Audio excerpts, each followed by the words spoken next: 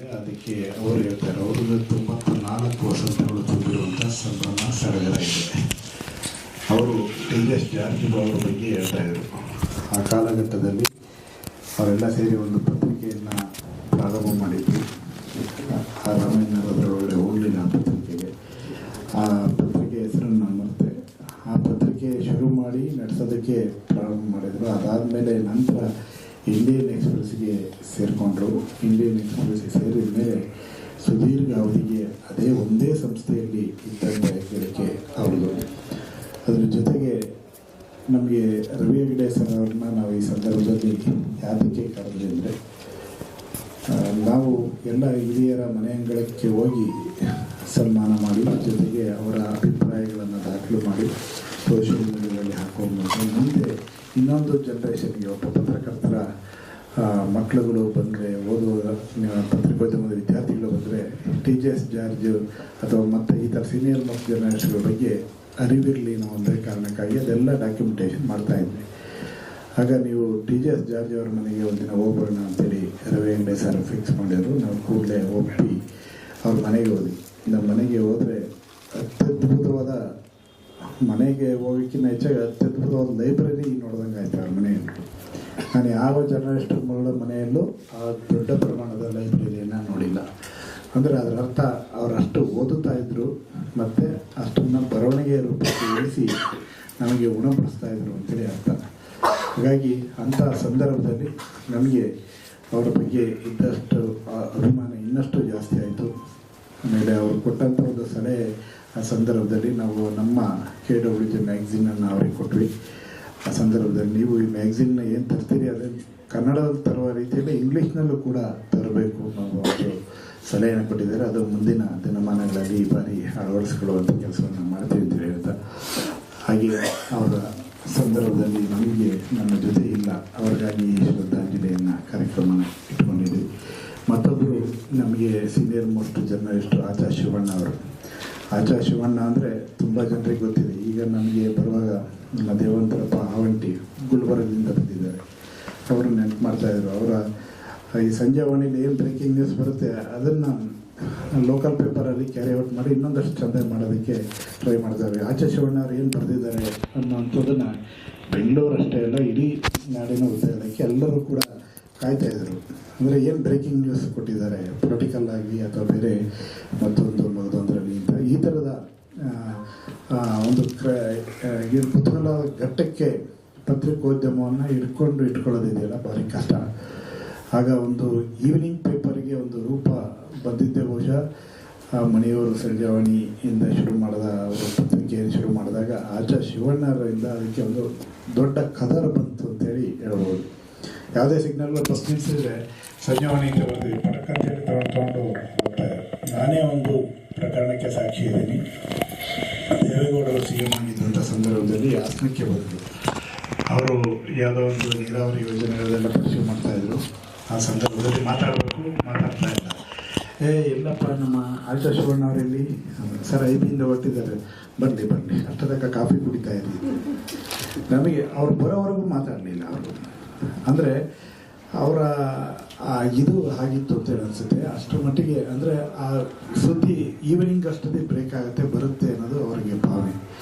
ಆ ಕಾರಣಕ್ಕೋಸ್ಕರ ಆ ಥರದ ಅನೇಕ ಸಂದರ್ಭಗಳನ್ನು ಬೇರೆ ಬೇರೆಯವರು ನೆನಪು ಮಾಡಿದ್ದಾರೆ, ಮೆಲುಕು ಹಾಕಿದ್ದಾರೆ. ಅವರ ಒಂದು ಗ್ರೂಪ್ನಲ್ಲಿ ಕೂಡ ಬರೀತಾ ಇದ್ದಾರೆ.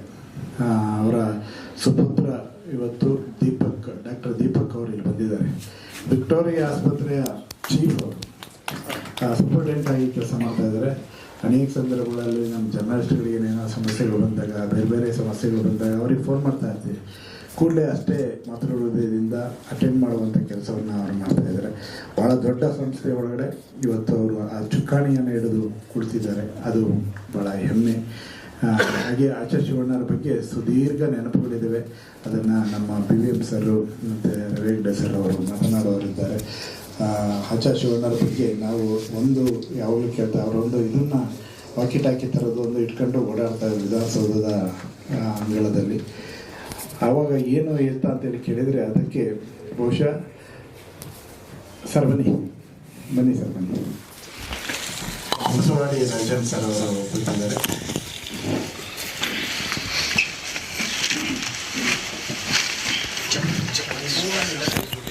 ಶೂ ನಾವು ತೆಗೆದಿದ್ವಿ.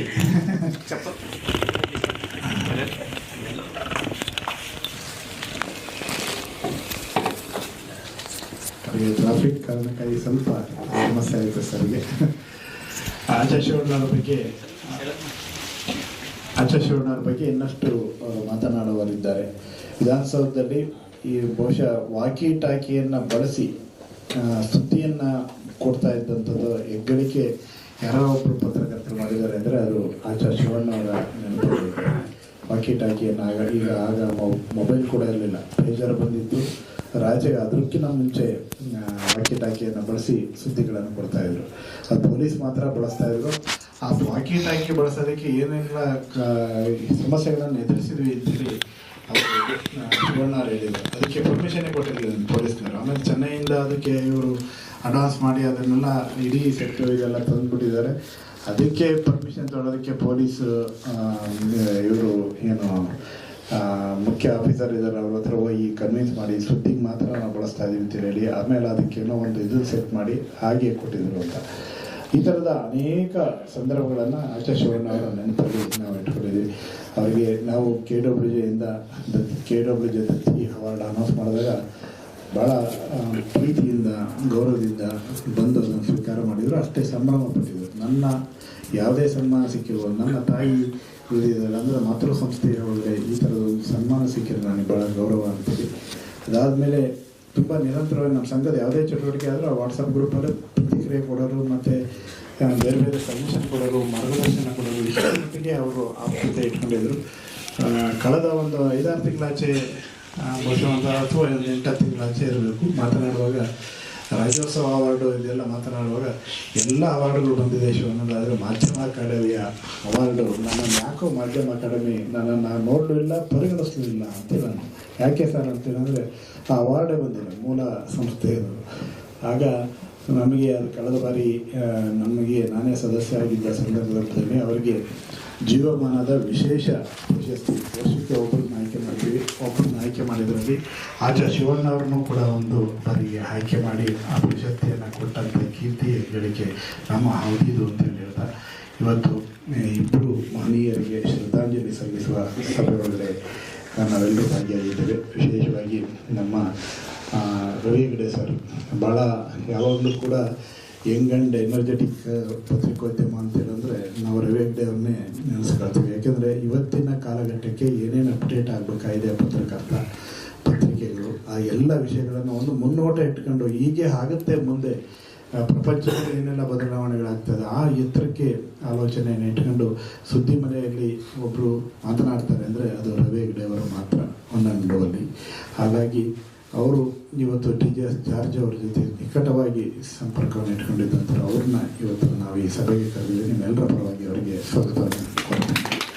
ಹಾಗೆ ಸಂಯುಕ್ತ ಕರ್ನಾಟಕ ದಿನಪತ್ರಿಕೆಯಲ್ಲಿ ಈಗ ಅವರು ಸೇವೆಯನ್ನು ಸಲ್ಲಿಸ್ತಾ ಇದ್ದಾರೆ. ಅದಕ್ಕೂ ಮೊದಲು ಮುಳಸವಾಡಿ ರಾಜನ್ ಅಂದರೆ ಜನವಾಹಿನಿ ಪತ್ರಿಕೆಯಲ್ಲಿ ಅವರು ನಮಗೆ ಸಂಪರ್ಕ. ಅವತ್ತಿನಿಂದ ಇವತ್ತಿನವರೆಗೂ ಅವರು ಸುದ್ದಿ ಮನೆಯಲ್ಲಿ ಆ ಎತ್ತರದ ವ್ಯಕ್ತಿತ್ವವನ್ನು ಇಟ್ಟುಕೊಂಡು ಸೇವೆ ಸಲ್ಲಿಸ್ತಾ ಬಂದಿದ್ದಾರೆ ಮುಳಸವಾಡಿ ರಾಜನ್ ಸರ್ ಅವರು. ಆಚಾರ್ಯ ಶಿವಣ್ಣ ಅವರ ಬಗ್ಗೆ ಮತ್ತು ವಿಶೇಷವಾಗಿ ಜಾರ್ಜ್ ಅವರ ಬಗ್ಗೆಯೂ ಕೂಡ ಅವರು ಮಾತನಾಡೋರಿದ್ದಾರೆ. ಹಾಗಾಗಿ ನಿಮ್ಮೆಲ್ಲರ ಪರವಾಗಿ ಅವರಿಗೆ ಹೃತ್ಪೂರ್ವಕವಾಗಿ ಸ್ವಾಗತ ನೀಡುತ್ತೇನೆ. ಇನ್ನು ನಮ್ಮ ಮನೆಯವರೇ ಆದಂಥ BVM ಅವರು, ನಮ್ಮ ಮಲ್ಲಿಕಾರ್ಜುನ ಸರ್ ಅವರು, ಅವರ ಗರಡಿಯಲ್ಲಿ ತುಂಬ ಜನರು ಪತ್ರಕರ್ತರು ಸಂಘಟನೆ ಒಳಗಡೆ ಬೆಳೆದಿದ್ದಾರೆ. ಇವತ್ತು FWJ ಅಧ್ಯಕ್ಷರಾಗಿದ್ದಾರೆ. ಅವ್ರನ್ನ ಈ ಸಂದರ್ಭದಲ್ಲಿ ಪ್ರೀತಿಪೂರ್ವಕವಾಗಿ ಸ್ವಾಗತ ಮಾಡ್ತೀನಿ. ಮತ್ತು ನಮ್ಮ